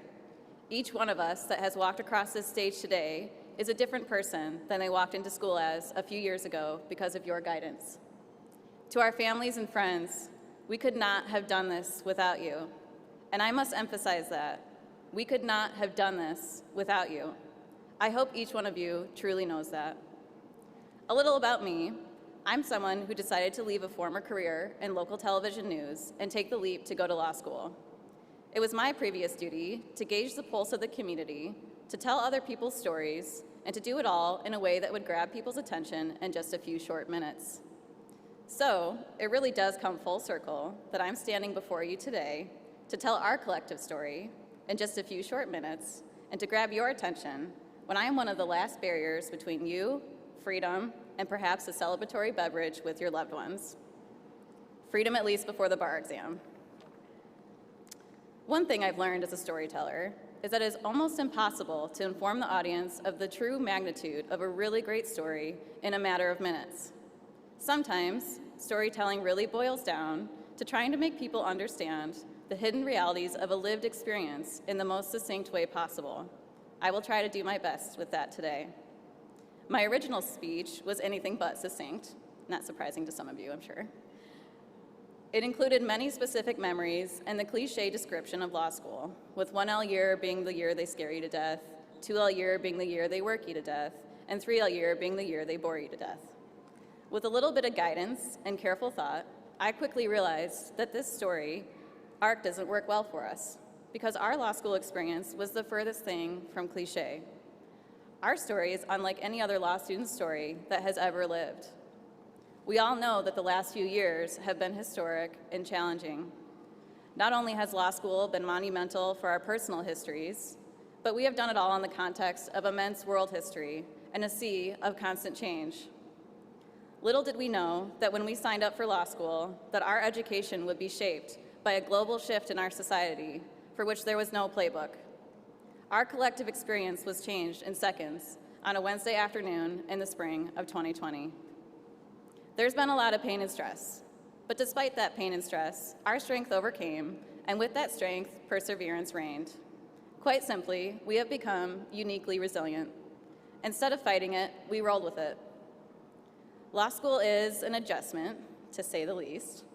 You settle into the realities of the hours of commitment it takes and the exhaustion of essentially learning a new language.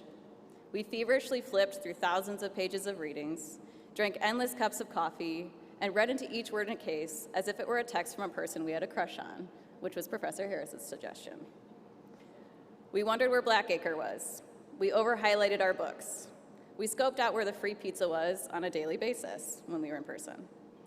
We worried about having to stand up and be cold called, and realized that somehow, when you stand up, you tend to lose all common sense when answering simple questions.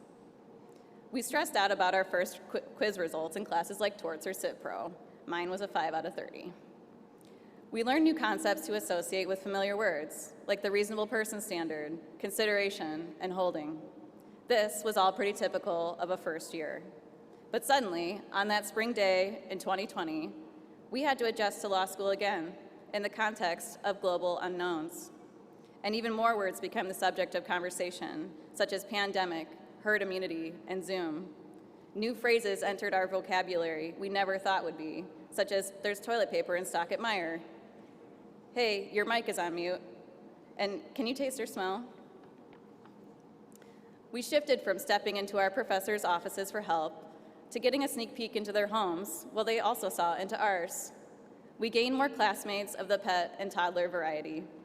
We no longer trudged from the 1L parking lot or climbed the stairs breathlessly to the 3rd floor, but instead rolled out of bed 10 minutes before class and wondered whether to change our pajamas. School constantly changed, our minds constantly changed, and our sense of normalcy constantly changed. We didn't know what was going to happen next, but just simply that our momentum would not stop in our legal educations. Despite some lost experiences, we stayed together as peers. Even though we'd only been together for 6 short months, when the pandemic hit, our bonds strengthened more as the years went on. Those bonds are now lifelong. We formed run clubs and inside jokes, sang happy birthday as a class to each student, attended baby showers and weddings, and did great acts of kindness for each other, like Riley shoveling the walkway from our 1L parking lot, or TJ telling weekly jokes and serenading students before each exam. Because I value these bonds forged, I would be remiss if I didn't acknowledge that the pandemic not only changed our law school experience, but that for many of you, your personal lives have changed immensely as well. For many of you, today is a bittersweet milestone. You completed your law school education, but in the midst of tremendous personal loss and the pain that comes with it. But despite this pain, you persevered.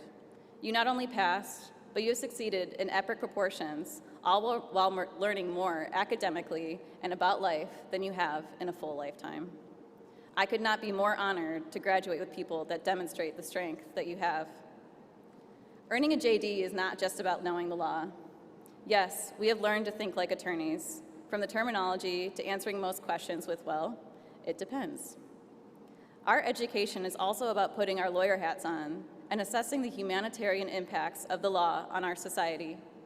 Our class did this all in the context of many historic moments, aside from the pandemic, from a contentious presidential election to a change in the composition of the Supreme Court, to the unlawful deaths of people of color such as Breonna Taylor, and to the atrocities in Ukraine that continue to unfold. My mom, she's sitting up there, hi Mom, once told me that when you experience such immense things as we have, it makes you a more compassionate person. I can't help but think that while our law school's mission of educating a complete lawyer is open-ended for a reason, and of course includes a knowledge of the law, that such a mission must necessarily embody the requirement that we be compassionate officers of the law too. Great leaders, in my opinion, serve society by understanding the realities of the lived experiences of those they serve. Sometimes, we can't always fully understand one's lived experience, as we all come from different backgrounds. But we can always show strength and compassion. Each one of us is now armed with those things to go forth as an advocate for our future clients. I will now close the day with some wishes for you and a message to our loved ones. My wishes for you: number one, that your strengths outweigh your tasks. You've already shown that by being here today. Number two, that your tasks become greater and greater so that you too then become stronger and stronger. Our lived experience has showed us that. And finally, that you forever move the goalposts of what it means to be a compassionate, complete lawyer. To our loved ones, thank you. You've done countless favors for us, but we do have one more. Please continue to support us. Law school has been a marathon, and just as we cheer runners on as they approach the finish line, I ask that you cheer us on even louder to help us keep our momentum as we move forward into bar prep. We will need you for this final sprint. While that final sprint will begin before we know it, today we should not focus on the bar exam. That's for Monday. Should be. The one hurdle we have yet to overcome. Rather, today we should reminisce, honor each other, and celebrate the hurdles we've already jumped over. If there is ever a day to feel fulfilled and proud of the legacy we leave behind at Detroit Mercy, today is that day. No other graduating class will have a legacy completely forged from the pandemic. Our legacy is one of strength, an unmatchable grit, and a drive to succeed under incredibly adverse circumstances. Now it's up to us to take those gifts and share them with the world. Congratulations to the class of 2022. Thank you.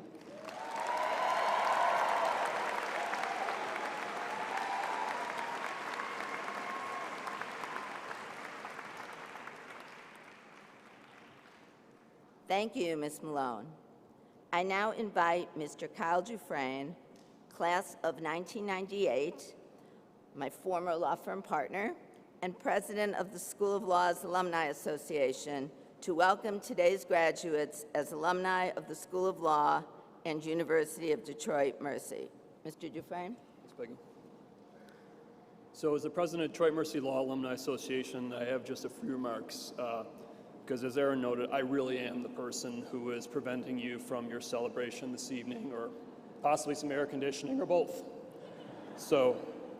But I am delighted to have this opportunity to speak to you to close this great event.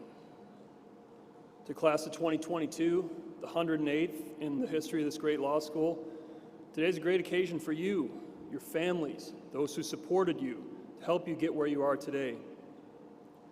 If you had told me 26 months ago that today would be the first time since 2009 that we would be able to gather for a graduation such as this, I never would have believed you. You're now at least the third class to graduate from Detroit Mercy in the middle of a worldwide pandemic. But you're here, and it's great to be back, right? I'm a proud graduate of Detroit Mercy Law class of 1998. I graduated 24 years ago on Mother's Day at the Detroit Opera House. I was heartened to hear Dr. Garibaldi say that the average age was 27 of your graduating class, which means some of you were actually alive when I graduated that day in 1998. I'm also one of those first-gen students that Dr. Garibaldi and Judge Kumar talked about. I'm very happy about that, and I look back on that graduation day as one of my fondest memories. For more than a century, Detroit Mercy Law graduates have achieved success as attorneys, political leaders, judges, as we've seen today, prosecutors, corporate execs, and in other capacities. It's an extensive network. Graduates, use it to your advantage. You have been blessed by the opportunities and education you've received at Detroit Mercy Law, and you've earned the right to call yourself a Detroit Mercy lawyer. With that right comes the responsibility, however. Your responsibility to give back to your community, to the friends and family that helped you to this point, and of course, this law school. I urge you to contribute in some way to further the law school's mission. For the rest of your life, you will be representing Detroit Mercy Law in all of your professional endeavors. Of course, as Aaron noted, this representation begins with the bar exam preparation. For those of you fortunate enough not to work between now and taking the bar, preparing for the bar is your job.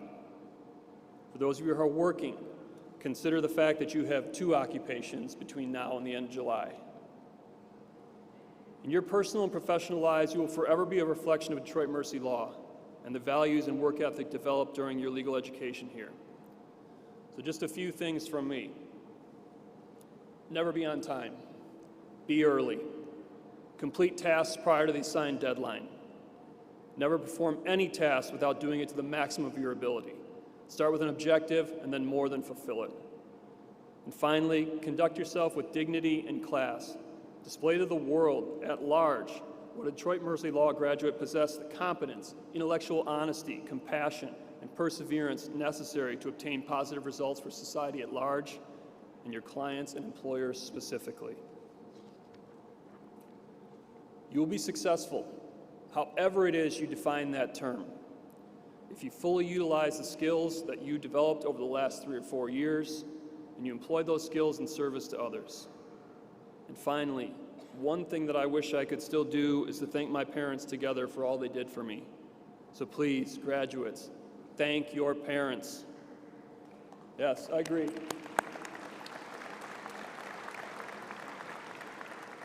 Hopefully they're with you here today. Thank your significant others and all those who supported you on this journey. I implore you, don't forget where you come from, wherever you may go. Don't forget your foundation. The Detroit Mercy Law Alumni Association is here for you. Professors and deans, they may come and go, but the institution itself remains. Rely on the school and give back to the school. You won't regret it. Thank you very much for allowing me some time on this special day for all of you. Congratulations again. Welcome to the alumni, and God bless.